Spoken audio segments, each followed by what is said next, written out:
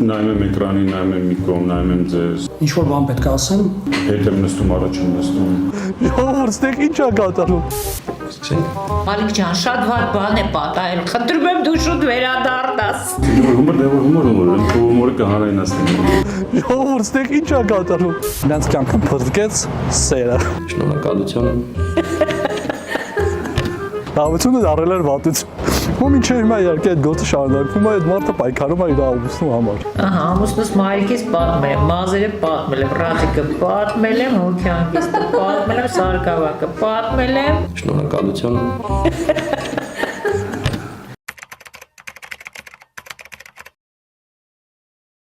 Մինիստով ամուսնալուծության պահանջ էր, հարգնդեմ պահանջ ներկայացված էր ալիմենտ կնոջ կողմից եւ այդ ընթացքում ամուսինը դիմել է կնոջ դեմ ամուսնալուծության պահանջով։ Եվ նիստը հրավիրվում է, նիստը հետաձգվում է եւ հայտարարում ասում նիստը կհրավիրվի ապրիլի 1-ին։ Մյուս համաձայն են բոլորը։ Այո, շատ լավ, շատ ճիշտ է, որ ինձ հետ օրնավորոշ ասում, ինչով է պայմանավորված, ինձ որ շատ ճիշտ է։ Ասում լավ, որը կգաք իմանանք։ Լավ, բարի, չեմ ամ կողմ ինչ է նախապատրաստ է, գալիս ապրիլի 1-ը դատական նիստը բացվում է։ Կնոջ կողմի ներկայացուցիչը Բարսյանն ասում է հարգելի դատարան, խնդրում նիստը հետաձգեք, ասում ինչով է պայմանավորված նիստի հետաձգումը, ասում ես հայցյալ պահանջը պետք է փոփոխեմ, ավելացնեմ հայցյալ պահանջը, ասում ձեր պահանջը ալիմենտ է, ինչ է փոփոխելու, ասում եւս մեկ երեխայի մասով ուզում եմ պահանջը ավելացնել, ասում երեխան մեկը չի ում համար ալիմենտ է պահանջում, ասում արդեն 2 օր առաջ իմ վստահորդ է երեխա ունեցել, պահանջը չափով ավելացնում է։ Հիմա հարցս ուղղել եմ այնց խիստ եւ նաեւ մի քիչ sense դասյարչական հայցող կողմին ասում եմ դուք չգիտեք որ հղիության ընթացքում կնոջ դեմ ամուսնալուծության պահանջ չի կարելի ներկայացնել ինչու է ձեր կնոջ դեմ հայցապահանջ ներկայացրել ամուսնալուծության պահանջով հիմա բորբոքվել է իմ կինը հղի չի, ես չի կարել երեխա ունենա, ասում այսինքն ձեր կինը հղի չի, ասում իմ կնոջը ձեզ ամուսնալուծվել եմ փաստացի 2 ամիս առաջ, ինքը այդ օրվա դրությամբ հղի չի եղել։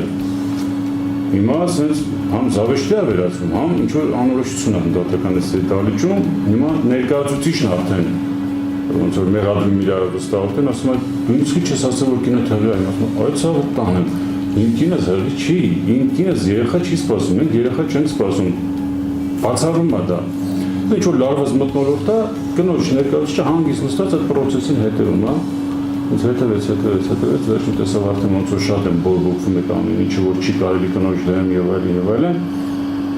Մեկ էլ ներկայացուցիչը ասես կներեք էլի ձեզ բոլորիդ ընդհատում են ինչ, ասում այո ընդհատեք ցած։ Ձեր ապրիլի 1-ը շնորհավոր ես կատակի անում։ Աղջիկս 3 տարեկան էր, ես մեկնել էի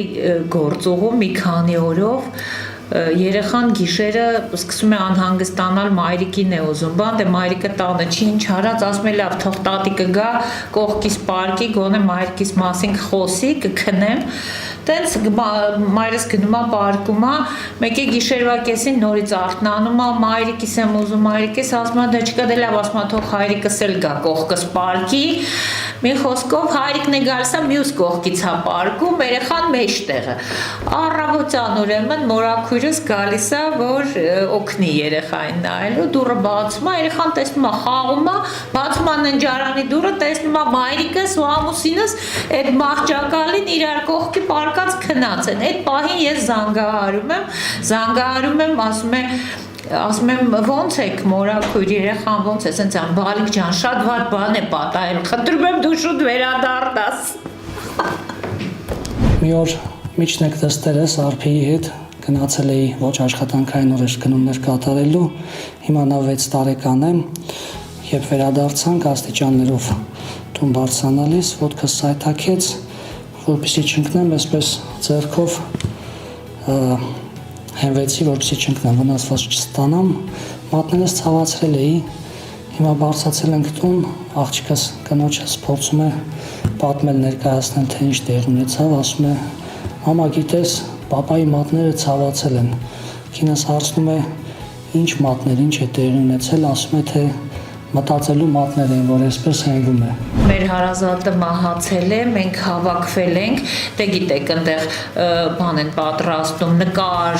չէ, այսպես բան, հիմա նկարը ուղարկել ենք, կին է մահացողը, նկարը ուղարկել ենք, որ մեծացնեն այդ համապատասխան այդ արարողության համար, մեկ էլ զանգահարեց այդ մեր բարեկամով, որ տարել էր, բա ֆոտոյում ասում են, որ վերնաշապիկը, որով այդ նկարը ուղարկել եք, սպիտակ է եւ չի լավ ստացվի։ Ասում եմ, բա ինչ անենք, ասում եմ, առաջարկում են ֆոտոշոպ ունեն իրենք, կարող են վեց սպիտակ վերնաշապիկի փոխարեն ուրիշ հագուստ հագցնել, ասացի դե լավ թող հագցնեն, ինչ կա հիմա, բան, ու մի հատ sense բանով մուկ գույնի գարոշիկով սենց վերնաշապիկ էին դարձրել այդ սպիտակը ու հիմա բերել են նկարը դրել են մեկ էլ այս հանգուցյալի ընկերուհին եկավ արդեն հոգի հանգիստն է եկավ մտավ նստեց մեկ էլ այս նկարին նայեց ասեց վայ սիրելի ընկերուհիս այս կոստյումը քեզ շատ էր սազում քանի անգամ ենք գնացել այս կոստյումով թատրոններ ու կինոներ Փորձեցի հասկանալ ինչն է պատճառը որ ամուսնալուծվում է ես կինը ուզվեց բայց չեմ ուզում ասեմ ասի դե դատարանում եք խոսեք, ասել չստացած բռնություն ա կիրառում իմ նկատմամբ, դրա համար չեմ ուզի հետը ապրեմ, ու տենց բանով յանեմ դաստիարակչական պատտվեցի այդ պատասխանով ասել ոնց, բռնություն եք գործադրում ձեր կնոջ նկատմամբ, ասես չէ ընկեր դատավորի բռնություն, մենակ տապում եմ, թե դու կնոջ չես տապում։ ՎԿ-ի հարցաքննությունն իրականացնելու եւ տևական ժամանակ այսպես ասած նրան հարցադրումներ հնչեցնելու, կողմերի հարցերին պատասխանելուց հետո ՎԿ-ն հետաքրքիր, այսպես ասած, դեպքի վերաբերյալ մանրամասները նշելով եւ արդեն իսկ անցնելով կարևոր դեպքի հանգամանքներին նշեց, որ չի հիշում, քանի որ այդ օրը եղել է գինովցած։ Դրանից հետո ՎԿ-ին կրկին հարց ուղեցինք, իսկ այսօրվա իրադարձությունները նիստերի դահլիճում ինքը հիշում է թե ոչ, պատասխանեց, որ այսօր եւս գինովցած է եւ մենք ստիպված էինք այս 2 ժամ եւ ավելի հարցաքննությունը կրկնել, քանի որ ՎԿ-ն դատարան էր եկել գինովցած եւ առերևույթ չէր երևում, որ գինովցած էր, ուղղակի արդեն իսկ հարց ու պատասխանից հետո վերջինիս տված պատասխանի հիման վրա մենք կրկին ստիպված էինք նրան հարցաքննել, քանի որ հայտնել էր, որ գինովցած է։ Հաղման արարողությունն է, էլի տնից բնականաբար այս հոգեվորականներին բերել են այդ հոգի հանգստի արարողությունն են անում մեկ էլ այս սարկաֆագը այսպես երգում է բան շրջում է բան մեկ էլ մոտեցավ ինձ այսպես կամած ասում է ներողություն դուք տիկին Դանելյանն եք չէ վայ ասում եմ աստված է սովեր որտեղից ես մարդը ինձ ճանաչեց հիմա սկսեցի անհանգստանալ ասում եմ տեսնես ինչ առիթով եմ ես մարդուն ճանաչել լավություն եմ արել լավություն չեմ արել ոնց կկատարի իր կարգը բան մի խոսքով անցավ այդ թաղման արարողությունը ես հանգիստ այսպես մոտեցա, ասում եմ, կներեք, էլի ես չեմ հիշում, որտեղից ենք մենք ծանոթացել, ասում եմ, բա չեք հիշում, դուք ինձ ամուսնալուծեցիք, ես այն անբարոյական Վարդուշի ամուսինն եմ։ Դատական նիստի ընթացքում հայտարարումա բացված տեսնում եմ նա տարեց մարդ նստած դահլիճում, մոտ 90 տարեկան, թե 70 անց։ Հարց եմ ուղղում, ասում եմ, հայրիկ ջան, դուք կարող ուրիշ նիստով եք, այս նիստը ամուսնալուծության պահանջ է, ու ասում եմ, ոչ, սա հենց իմ նիստով է, ասում կներեք, դուք ով եք, ասում եմ, հայցվորն եմ, անձը վեկալում եմ, ինքնությունը ստուգում եմ, ասում ամուսնալուծության պահանջով հարցեր եմ, ուր ուզում ձեզ ուղղել, ինչի՞ք ես տարիքում որոշել մտնել ամուսնալուծության պահանջով, իբրև նույնց աշխուժ, բավականի խնամված, կեսուրախ հանձնավորություն էր, ասաց այդ ցավը տանեմ, ես արդեն 4-րդ ամուսնությունս է, իրանցել եմ արդեն հոգները, խնդրում եմ ամուսնալուծի հազիվ մեկին համոզել եմ, պատրաստան նորից հետս ամուսնանացում եմ, շուտ խնդրում եմ, ինչքան հնարավոր է շուտ ինձ ամուսնալուծի, ինչ ա պետք դրա համար, ասում եմ ընդամենը, որ արագություն չկա, արագացված դատաքննություն կարող կիրառեմ, հայրի խնդրում եմ, ինչ շտապ պետք է, քանի չի փոշմանը հետս ուզում ամուսնանալ։ Քաղաքացի կա, որ մի քանի հայցեր ուներ դատարանում եւ իմ մոտ էր այդ հայցերը գտնվում։ Մի հայցը մերժեցի, բողոքարկեց վերաքննիչ դատարան եւ հաջորդ մյուս գործի համար եկավ ասեց դե այն մի հայցը բավական չի մերժեցիք, մի հատ էլ գնացիք վերաքննիչ դատարանում մերժեցիք, Զարմացած նայեցի, որ վերաքնիչ դատարանում չի կարող դատավորը երկու հայցնել եւ բողոքարկումը լսի եւ ըստ էության հետո ցույց տվեց իր որոշումը վերաքննիչի, տեսա, որ իմ գոլեգան է, որի ազգանունը համընկնում է եւ անվան առաջի տառն է համընկնում Լ Գրիգորյան, եւ այդ մարդը կարծել էր, որ ես եւ առաջիաջանում էի մերժել իր հայցը եւ վերաքննիչ դատարանում կողմերը եկել են, ներկայանում են, ինքնությունը պարզում եմ, ովքեր եք, ինչ եք, ներկայանում եմ, ես հայցվորի կինն եմ, բայց հավասարությունը պահպանելու նպատակով ուզում եի հասկանալ մյուս կողմը փաստաբանա։ Դուք կարող եք ձեր շահերը անձամբ ներկայացնել, թե ձեզ փաստաբանը անհրաժեշտ։ Ասեց, չէ, ես 100 տարի փորձեցի գլուխը գովալ յանեմ, ես խնդրեմ չունեմ, ինչեւ վճռաբեկ բողոքներ եմ տարել, ասի այդ ոնց, ասեց ես գործերով ինչեւ ես գործերը այնքան գործեր եմ ունեցել, ու արդեն 30 տարի է դատարանում եմ, ասի ոնց է ստացվել, ինչ է եղել։ Փորձեք ներկայացնել, ինչ է եղել, դե ասեց, որ եկել եմ արդեն 94 թվականից դատարաններում ենք։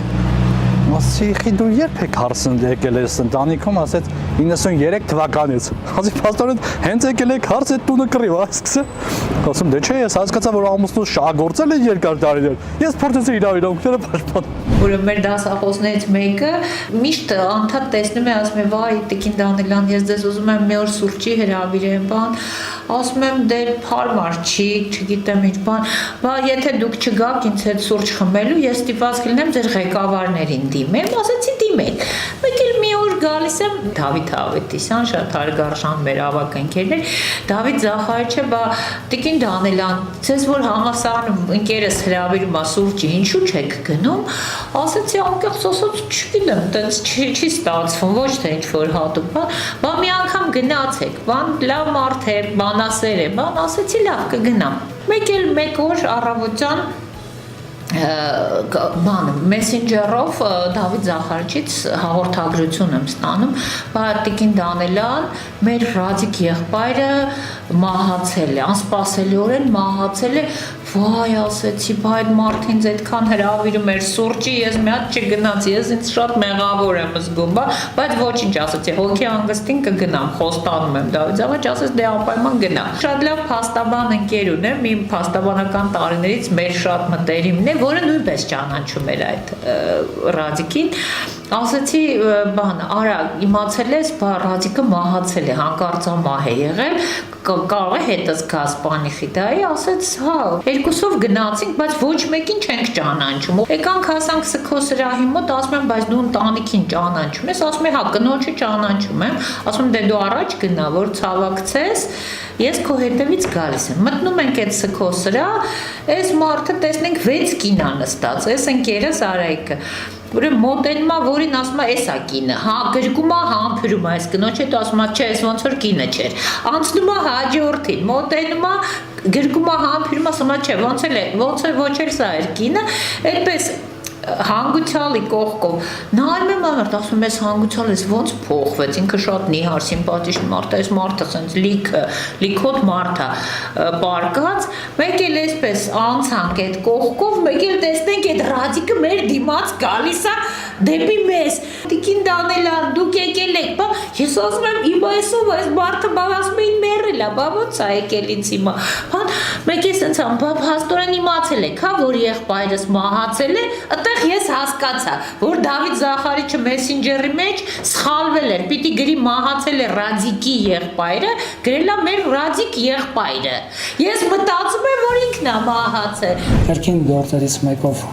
պատմություն հիշեմ, Լոռու մարզի հետ է կապված, քանվում էր մեղադրյալի նկատմամբ կիրառված խափամիջոց կալանքը փոխելու կամ անփոփոխ թողնելու հարցը, երբ հերթը հասավ մեղադրյալին, որ պետք է դիրքորոշում հայտնի, կանգնեց այսպես վստահ տոնով ասաց, թե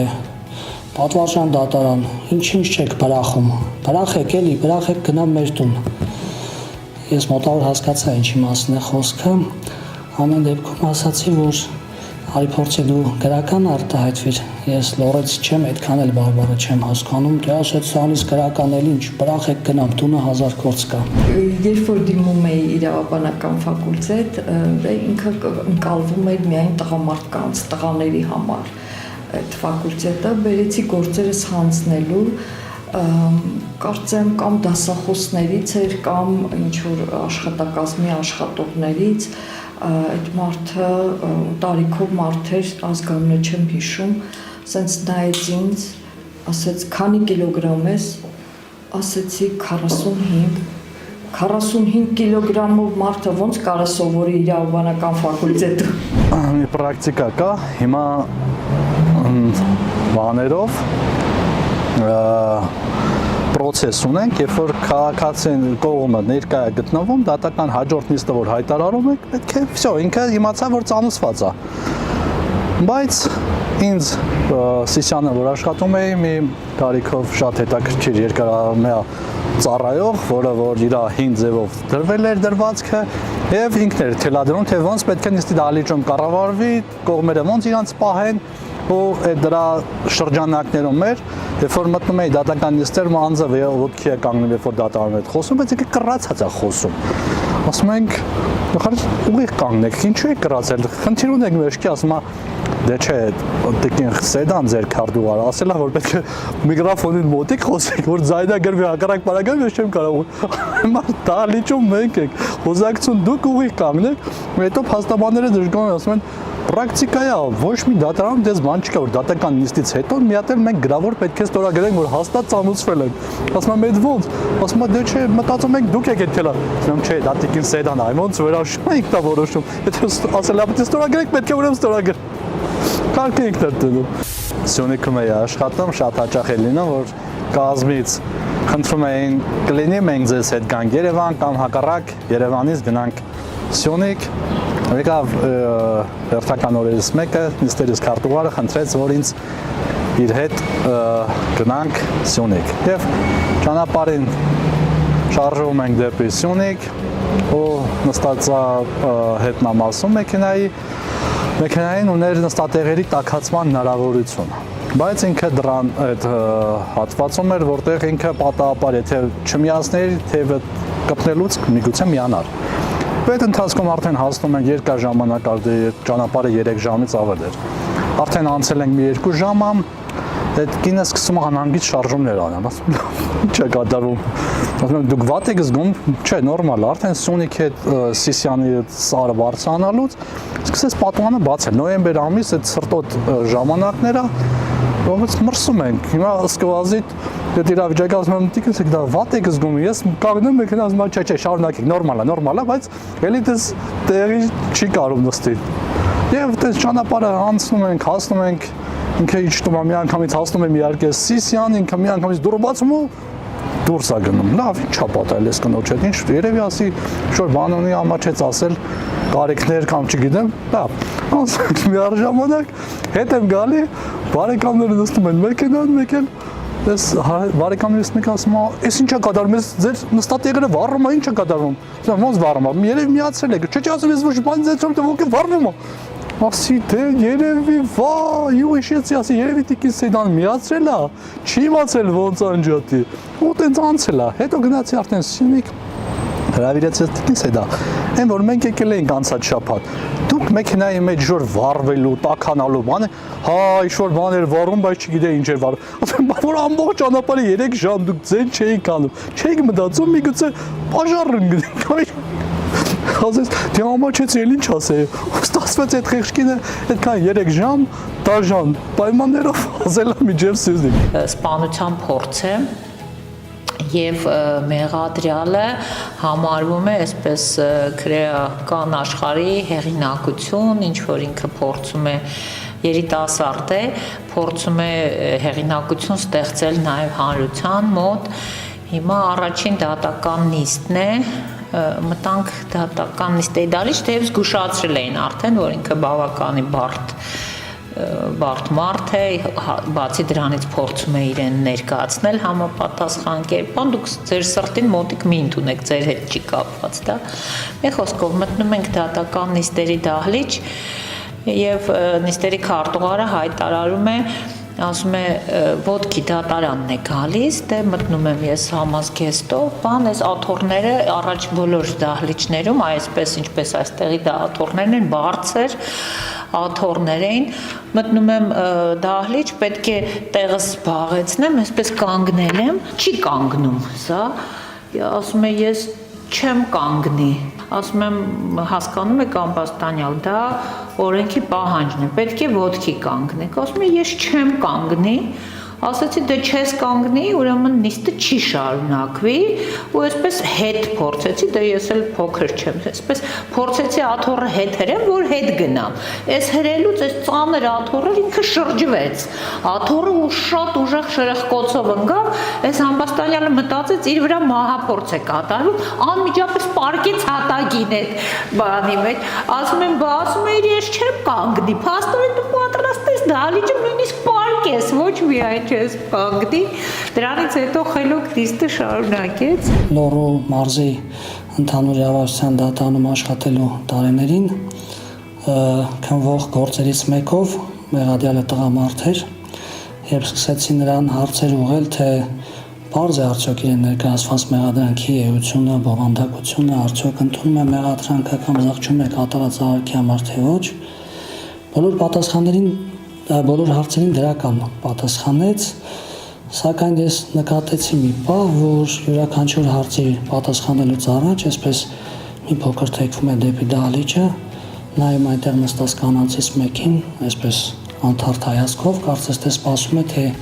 ինչ պետք է դահլիճից իրեն հուշեն, պարզվեց, որ մեղադիալի կինն է և փաստորեն առանց կնոջ կարծիքը լսելու որևէ հարցի չէր պատասխանում, բացատրեցի, որ ավելի լավ է այս հարցում կնոջդ չլսես, քո անձից անբաժանելի իրավունքներ են, ասեց ինչ անեմ, առանց այդ կարծիքի կյանքում ոչ մի որոշում չեմ կայացնում։ Մի բան էլ հիշեցի, մի բան էլ պատմեմ, շատ հետաքրքիր է, տղաս փոքր է, 4-5 տարեկան է, ուրեմն Բաքում մեկը իրեն Բաքի տղաների հետ կռվել է, եկել է տանը լաց է լինում, ասում ենք, լավ, ոչինչ, դեպք կա, հիմա տղաներ եք, կարող է լինի, սենց անում, չէ, ես կռվի համար չեմ նեղացել, գիտես ինչից եմ վիրավորվել, ասում եմ ինչից, ասում է, ով է այդ երեխան, էլի, ով է, իր մաման նույնիսկ Առաքելյանի դատավորել չի։